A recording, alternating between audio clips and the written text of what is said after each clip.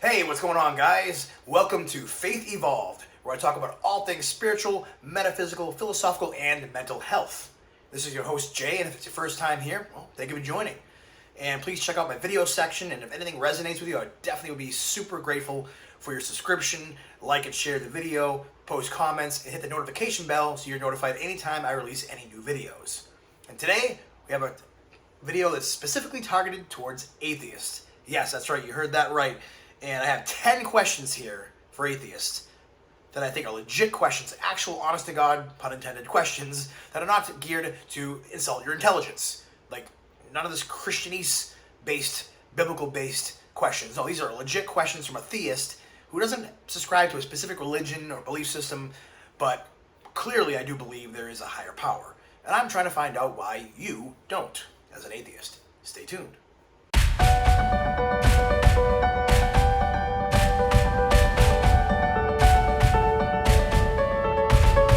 So I come across tons of different channels and videos on YouTube with different atheists basically trying to debunk, Christian ideas and theology and even history that's, supposedly recorded in the Bible.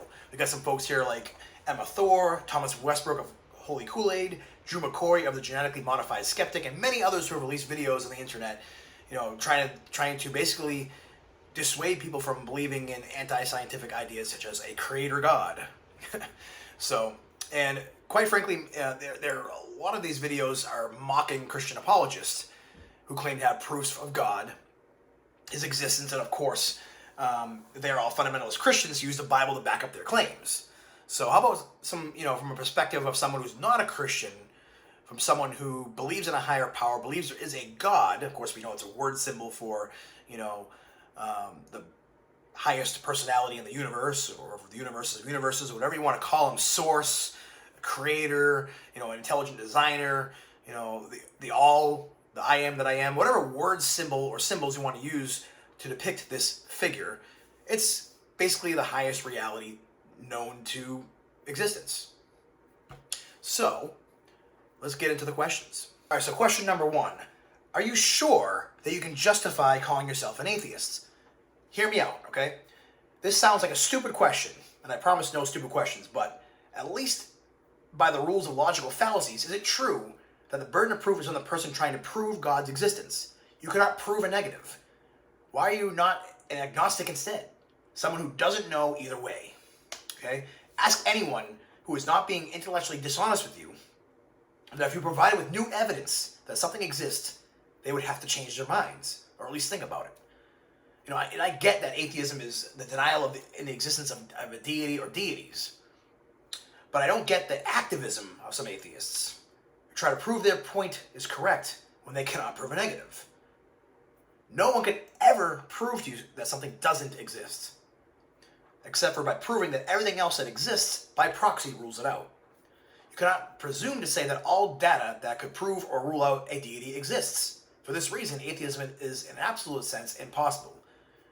Just like science, you need more evidence. You need more test data. You need, to follow the scientific method to rule things out. So I say that right now, you could consider yourself an agnostic because you don't know. But to say you're an atheist means you have had access to all possible data available to the entire universe and then said, yeah, there's no God. Then you'd have a more valid argument. But we're still, think about it, guys. We just got out of the Stone Age, a few thousand years ago, whatever it was, It's like we just discovered, electricity, like how to harness electricity within the past 150 years or so. We're still a baby species. We're not even a 1 on the Kardashev scale. We haven't even gotten, on any of the planets to terraform them. We don't have full control of our solar system. We can't even cure the common cold. And yet we're so sure there's no God. That's really where I'm going with that. All right, so question number 2. How can intelligence come from non-intelligence? So in other words, I always use this example because I've been using it since Windows 95, but I used to tell my atheist friends, like, hey, here's this Windows 95 CD. By the way, it just came out of nowhere. No one programmed it. It's just one day I looked down on my desk and I saw a Windows 95 CD, put it in my CD-ROM, was able to install Windows and use Windows. I got the start button here. I got, these windows. I can play these games. I can do Excel, I can do, my Word documents. Everything's there. It just, it may have taken millions of years, but somehow all the molecules and all the atoms and, the data just somehow materialized, to this point where I can actually use it. And if I was to ask anybody, they would say, yeah, it took intelligence to create that. Clearly, Bill Gates, see his name right there, Bill Gates. He started Microsoft. He's the one that worked with, his team of, software engineers to come up with Windows 95 and all the subsequent versions after that. Like, no one would debunk me on that or try to tell you that's unscientific. Just because you see a CD right here doesn't mean it's proof that someone created it. How do you know it didn't evolve over billions of years? So I would kind of extrapolate that to, why couldn't, because we do have clear evidence that there's some design within the human body. I mean, look at the DNA code, for example. They even call it code. I mean, why is that not some kind of proof? I'm not saying it's proof of a god per se, but definitely proof of a higher power. Someone, programming this universe, this matrix, whatever you want to call it. So question number 3, if anything exists at all, wouldn't it have to have existed in some state or form for all eternity? And this kind of goes back to the Windows 95 example. It's not only that you have to have the Windows 95 CD, with the intelligence behind it to create it, there also has to be a system in place for it to run on. It has to be an operating system, for example. And the operating system of the universe, and at least in part, is like physics and mathematics, just to name a couple. I mean, there has to be, time and space. Like, everything has to exist. I mean, you can't just have a CD-ROM without a computer with a processor and RAM and a hard drive to store and process all that data. So in my mind, I think, wouldn't it be easier for there to be nothing at all than if even there be one atom? But if this one atom, it might not have been an atom for all eternity, but there had to be some kind of information to transform that from whatever it was before, some kind of pre-energy state, to an atom that it is now. And maybe it'll go to another state at some point in the future, but again, there has to be some kind of system in place for that atom to exist within, some kind of construct. It's just not going to be nothing at all whatsoever, and then poof, at least one atom. There has to be something for that to exist within. So that's why I say whatever exists had to have always existed in some state. And that leads to my 4th question, which is, and if so, why couldn't that anything be a source of consciousness where everything came from? So again, going back to the Windows 95 example, there's not only the CD-ROM that takes up space and matter, there's also the computer, which takes up space and matter and time for the processing of it. There's also the fact that it was programmed by someone, some intelligence, some kind of consciousness that took zeros and ones and put them in working order. And I think to myself, why couldn't that be some kind of intelligent designer, a higher power, something spiritual, something even godlike, some deity, or whomever in between deity and just above us created that? So question number 5 is, what if a scientific method does not take everything into consideration, at least when it comes to proving something spiritual, a higher power? Like, I'm not saying there's anything wrong with the scientific method, but you can't use a scientific method to explain why I like heavy metal and somebody else likes hip-hop. It's like a scientific method is looking at facts and figures and coming to conclusions to different theories and hypotheses out there of how things work and why things are the way they are. But they don't necessarily explain, like emotions per se, like how complex it can be for each person, and how for me something might taste really good and to the next person it tastes like garbage, or why I enjoy certain things that somebody else cringes at. I mean, that's just one example of many things. But in my mind, the scientific method just might be flawed when it comes to things beyond what the scientific method could even possibly prove.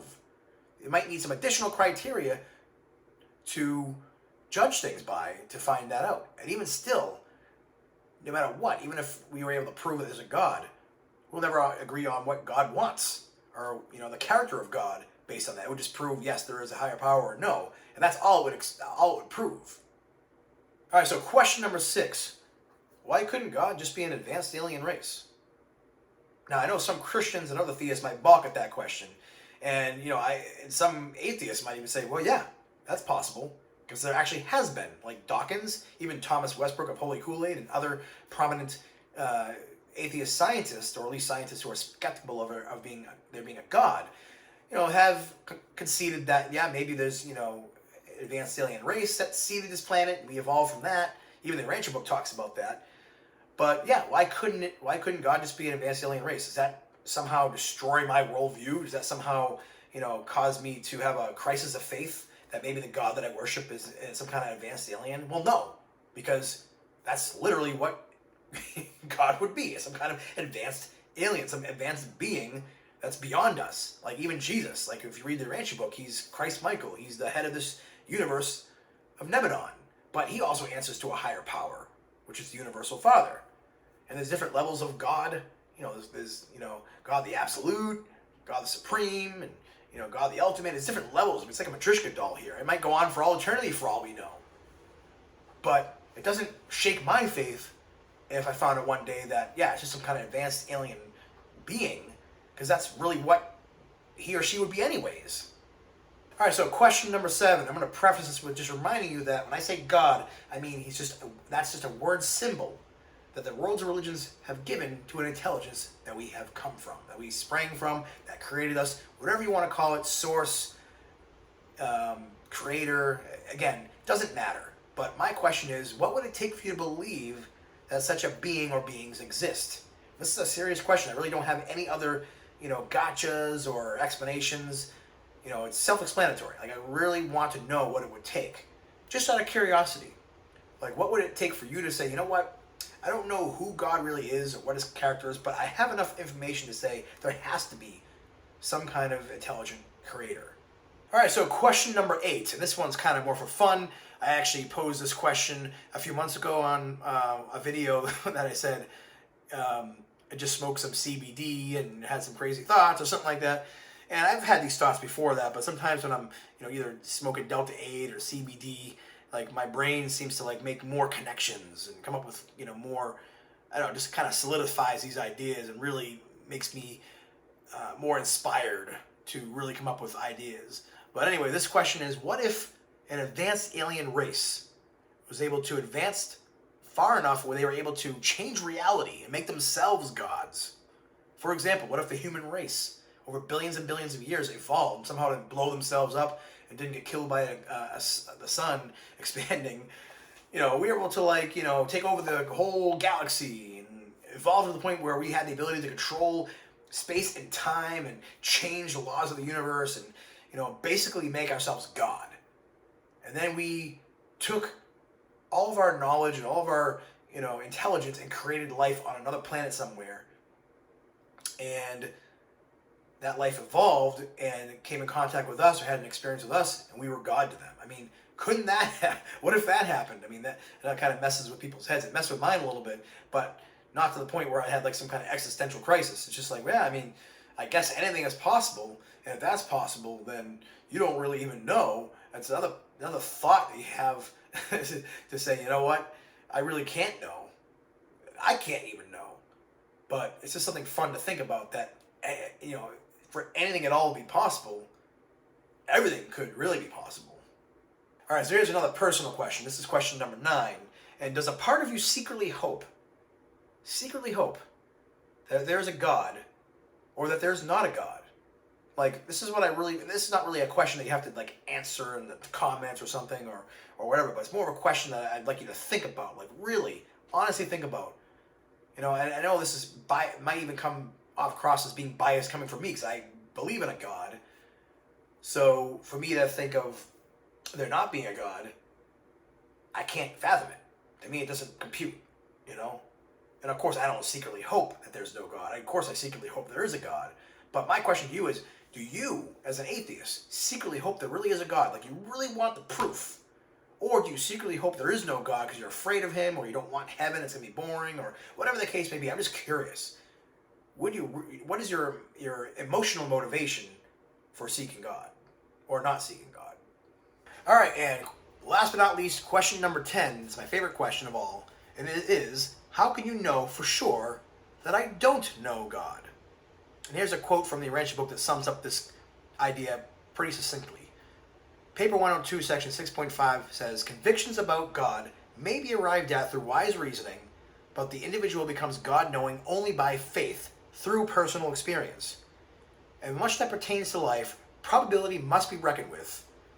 But when contacting with cosmic reality, certainty may be experienced when such meanings and values are approached by living faith. The God-knowing soul dares to say, I know, even when this knowledge of God is questioned by the unbeliever, who denies such certitude because it is not wholly supported by intellectual logic. To every such doubter, the believer only replies, how do you know that I do not know? This is what it comes down to in the end, folks. Nothing I can say or do will ever prove that God exists. It's only going to be through your own personal experience, and that's the only proof that would ever suffice for you or anyone, and you wouldn't have it any other way. Thanks and God bless.